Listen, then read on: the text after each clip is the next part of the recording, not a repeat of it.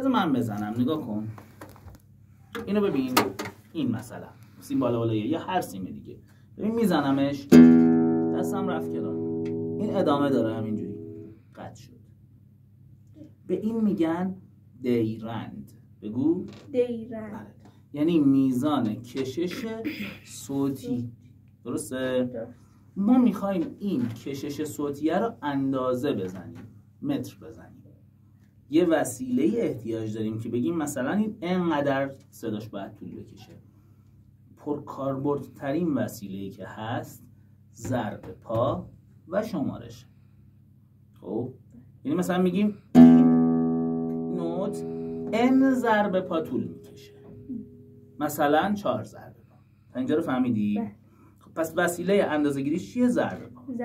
خب حالا اگر نوت من با این صورت نوشته بشه، ماهیتش می باشه، می زیر باشه، فا، هر چیزی میتونه باشه. خب بهش میگیم گرد.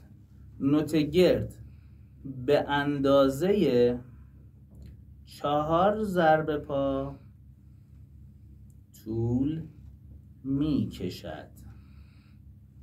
درسته؟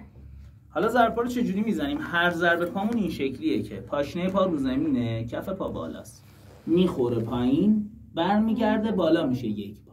یعنی این یک پا نیست، این یه نصف پاست، باید بخوره پایین برگرده سر جاش، میشه یک پا.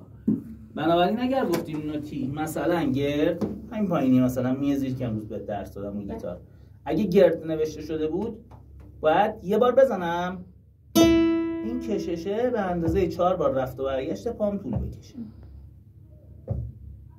بعد 4 ضرب تو سرعت پایین خودش خفه میشه و میفته. حالا یه دونه نوت گرد بزن،